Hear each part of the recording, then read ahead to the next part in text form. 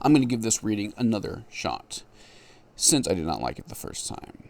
My subject, Peter Thiel's man in Arizona. The 2022 midterm elections are here. For the last couple of weeks, in the state of Arizona, the Democratic incumbent, Mark Kelly, has been neck and neck with his challenger, Blake Masters. Everyone is very excited about Masters becoming the new senator from Arizona. Kelly, we know, is the astronaut whose wife, Gabrielle, was shot in the head by a psychotic madman more than a decade ago. But who's Masters? Wikipedia tells everyone that he was born in the state and raised in Tucson. He then went to study law and politics at Stanford. While there, he met the billionaire tech magnate Peter Thiel. Masters was mesmerized by Thiel's lectures, writing a series of notes which became fantastically popular after they appeared online. The two became such good friends that Blake later went on to become COO of Thiel's investment firm and president of his foundation.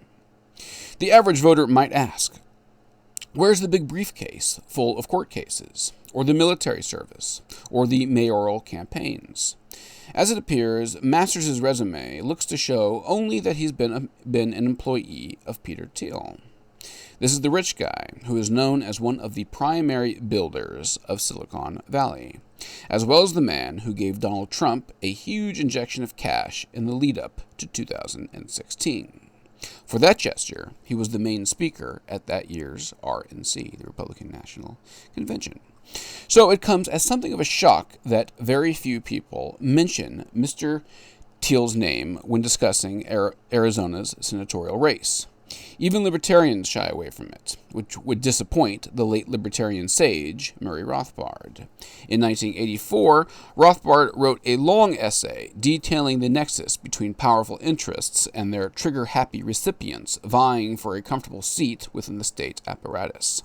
The state is emphasized and American foreign policy.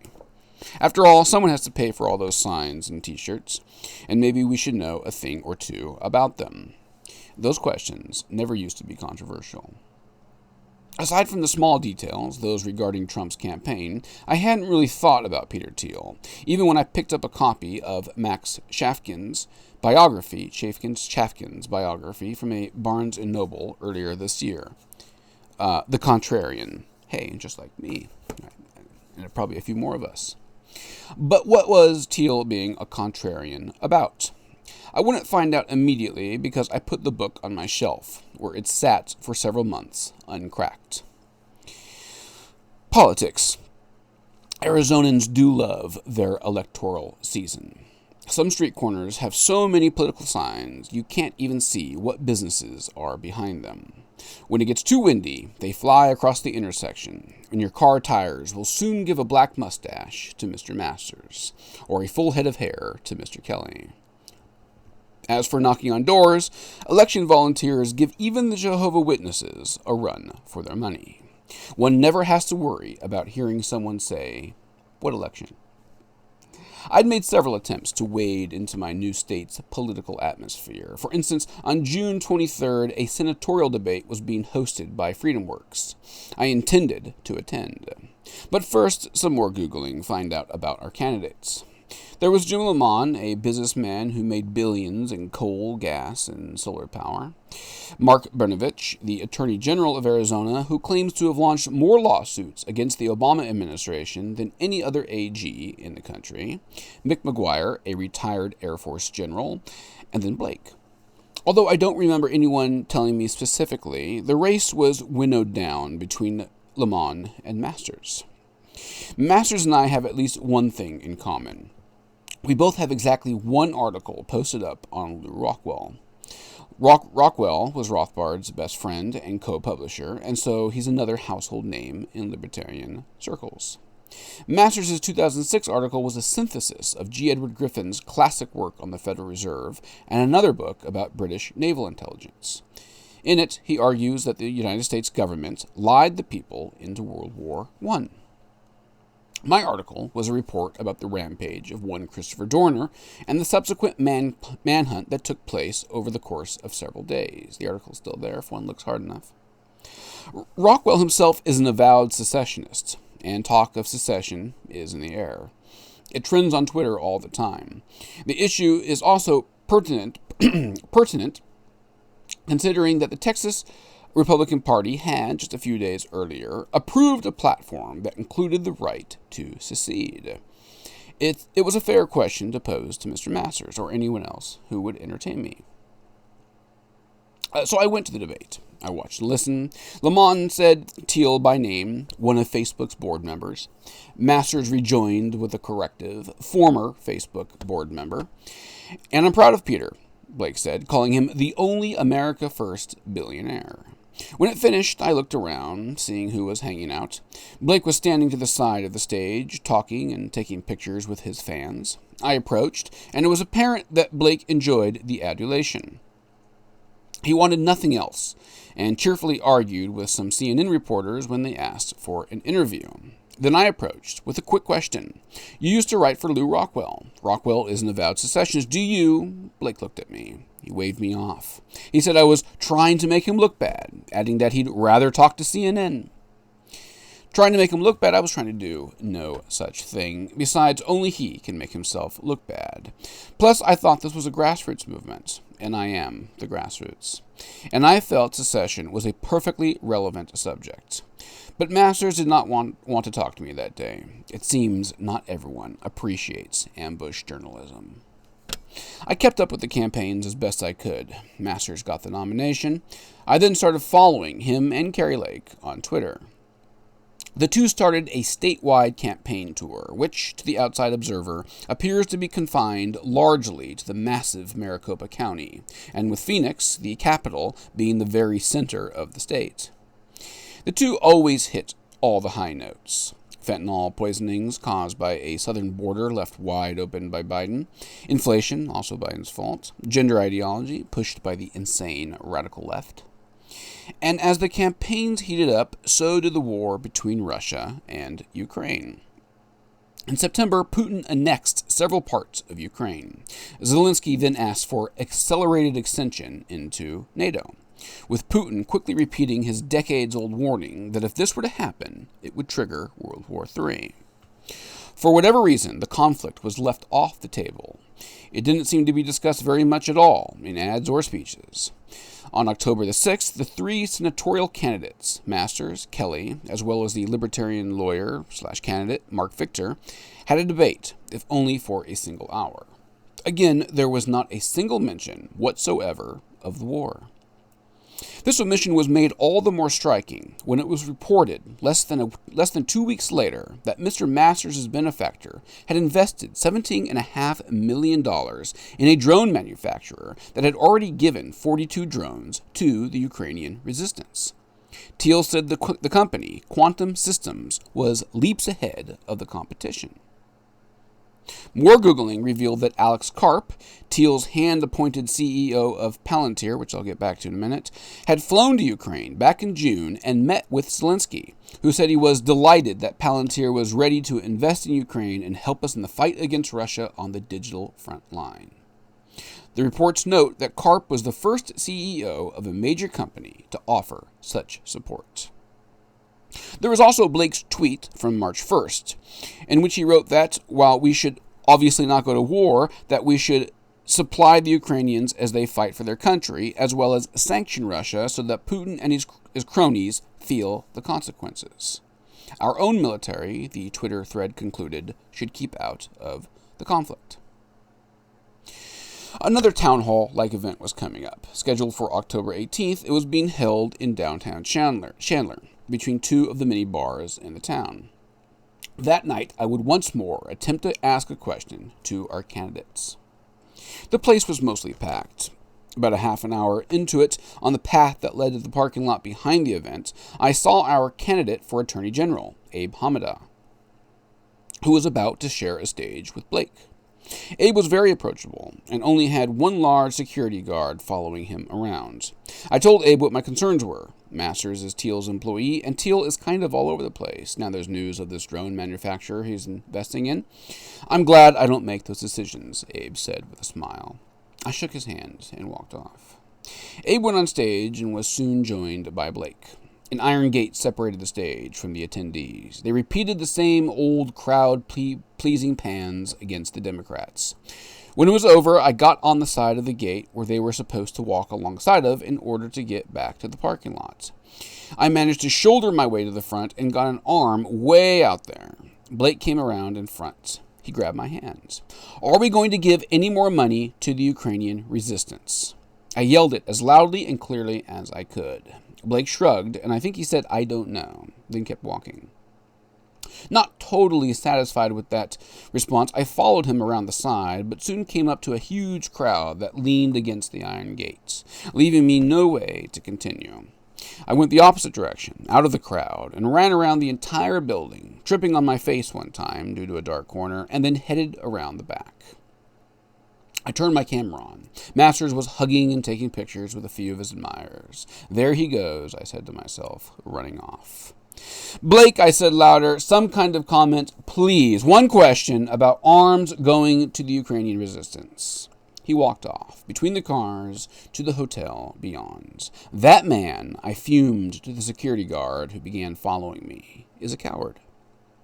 As expected, Tulsi Gabbard was tonight's surprise guest. Tulsi had recently defected from the Democratic Party, something any idiot could see coming. I think she came out first, and then Kerry. Tulsi gave her endorsement of our candidates. When they were finished, Tulsi sort of disappeared into a crowd that seemed to have grown larger. Then Kerry Lake came into the crowd. She shook some hands and said some hellos. I got on the side. Kerry looked at me as I asked my question. She kept walking.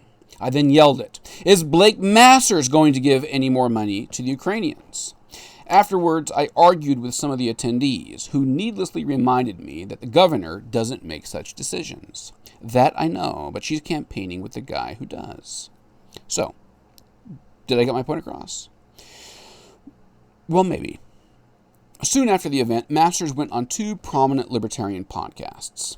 The first was Ron Paul's Liberty Report, hosted by the great man himself and his wonderful co-host, Daniel McAdams. These two men, both principled anti-warriors, asked about Ukraine, with McAdams bringing up Blake's earlier tweets.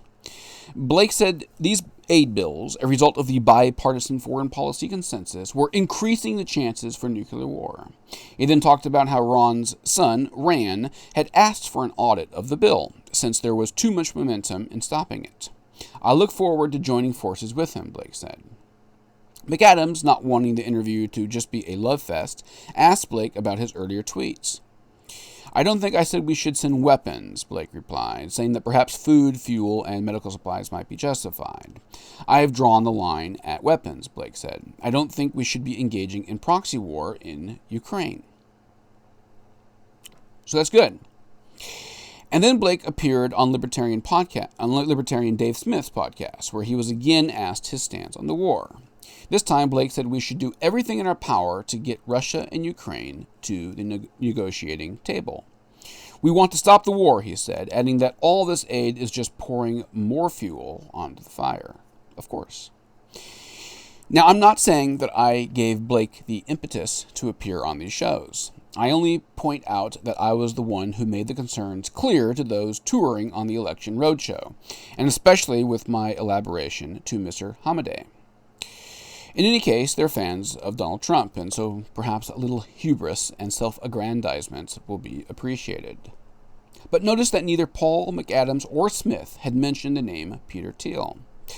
They forgot to discuss Thiel's investments. I figured this was a good time to crack open Shafkin's book. It was important to learn more about the man who was Blake Masters' campaign. And while I won't go over every chapter of this 337-page hardcover, I'll highlight a few details I feel to be concerning. Mr. Thiel has been described in various ways. He's a libertarian.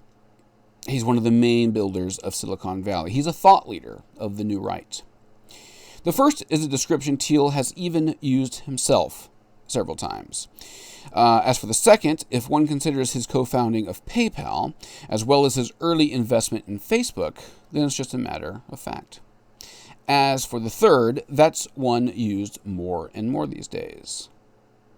I've been reminded that Thiel has been a main bankroller for Ron Paul's last last two presidential campaigns. And so doesn't that make him a libertarian?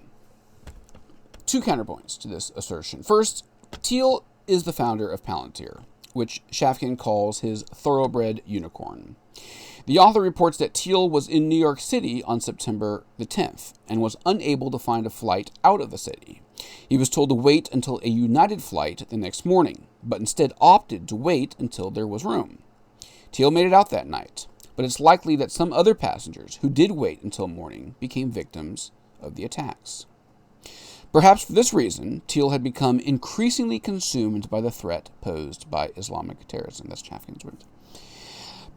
Palantir was created in 2003 when Thiel had ordered a group of employees to see if Igor, a software developed by PayPal co-founder Max Levchin, to thwart Russian cyber crooks that threatened the company, could be upgraded so as to catch terrorists. Thiel named Palantir after the mythical Seeing Stone in Lord of the Rings and hoped to, quote, mine the government's near endless trove of data, including data and cell phone records, and use the network analysis to find terrorists. Again, Shafkin's words. Thiel then picked his old classmate, the left-leaning Alex Karp, to run the company. In February of 2017, The Intercept ran an excellent piece explaining what Palantir did for the U.S. government. The company first gained attention with Edward Snowden's original revelations. The relationship between Palantir and government spy agencies goes back to at least 2008, with the British government being especially impressed by Palantir's demos. Within a few years, 3 of the Five Eyes countries, that is, the spy agencies of the US, the UK, Australia, New Zealand, and Canada, which all share information, were using Palantir. Specifically, Palantir was made for data analysis. The governments were taking in so much information from people's online activities that they became overwhelmed by it. They needed help organizing this data, which is the function that Palantir was designed to do. According to Shafkin, Thiel was even courting officials he had known in the Bush administration, including John Poindexter, who was considered the architect of Bush's Total Information Awareness Doctrine, in short, knowing everything about everyone. In the years that followed, Palantir would be given a lot more U.S. government contracts. This is despite the fact that the government didn't always want to use the company. Indeed, in 2016, Thiel sued the U.S. Army because it claimed the Army had left Palantir out of the contract bidding. Thiel won that case. During the Trump presidency, Palantir would do a lot more business with the U.S. government, working with ICE and later with COVID, helping to keep track of vaccines. It also had contracts with hospitals, monitoring cases and supplies. The second counterpoint to the he's a libertarian talking point is Thiel's relationship with the Paul campaign. In the 2012 election, Thiel gave $50,000 to Revolution PAC, a group supporting Paul. Then another $85,000. Finally, he gave $2.6 million to Endorse Liberty. But these donations left the Paul campaign bewildered. Officially, super PACs and the candidates work independently, though normally they remain somewhat close, making sure to play by the same rulebook. Jesse Benton, Paul's campaign manager, said, quote, "We had none of that with Peter." Shafkin tells us that neither Benton nor Paul had so much as shaken Thiel's hand prior to 2012. Thiel never again made mention of Paul. Why? Thiel later said that supporting Paul was, quote, for 2016. Those were Shafkin quoting Thiel. One can see the strategy. Thiel was laying groundwork on which he could later build upon. Now, one can start a company that helps the NSA spy on people around the world and still be seen as a libertarian. Very clever. Shafkin sees these self-contradictions all over the place. Contrarian isn't about Thiel taking a controversial stance. It's about Thiel contradicting himself at every turn.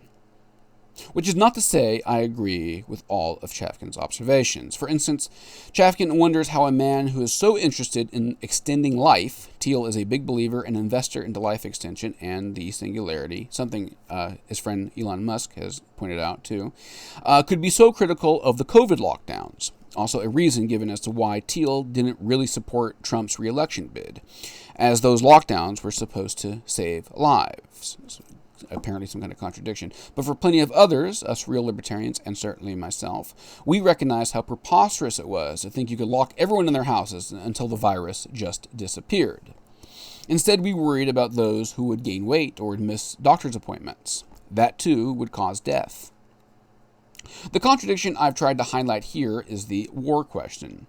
Supposedly, this meant a lot to Kari Lake, who is said to have switched parties in 2008 so as to vote for Obama, because Obama said he wanted to end the Iraq War. Seems perfectly reasonable to me. As for Thiel, since his initial endorsement of that war, has become a critic of America's endless and pointless wars. He even said as much during his RNC speech.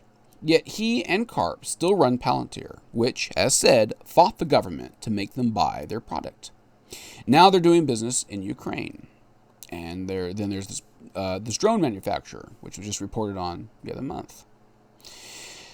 I certainly don't wish to be a gossipy publication like Gawker, which Thiel helped put out of business. Moreover, I can also say thank you to Kari for being so vocally opposed to vaccine mandates, as well as gender ideology in our schools, lest anyone think I'm some kind of intersectional radical leftist here. Anybody who reads my Twitter would know that's not the case. Anyway, thank you for this effort. These things are important. But Ron Paul brought me into the political fold also, and its consistent criticism of the imperial state has stayed with me. So excuse me if I'm a bit concerned about special interests. One possible way to project the future is by looking at 3 other candidates supported by Thiel. Ted Cruz was the first politician Thiel helped to elect. Josh Hawley was the second. Now there's J.D. Vance and, of course, Blake. J.D. Vance, of course, was just elected. Cruz voted in favor of military aid going to Ukraine. Hawley did not vote for it. Vance has been critical of the aid, saying he doesn't really care what happens to Ukraine, which has gotten him into some kind of trouble. And then we have Blake's position. Let's hope he sticks with it. During an interview with Mark Victor, who then endorsed Blake, Blake said to hold him accountable. Almost sounds like I've been invited into his house. Yet when Blake rebuffed me, I really did feel like the grassroots. If only because I was being stepped on. Hopefully, the grassroots don't get salted.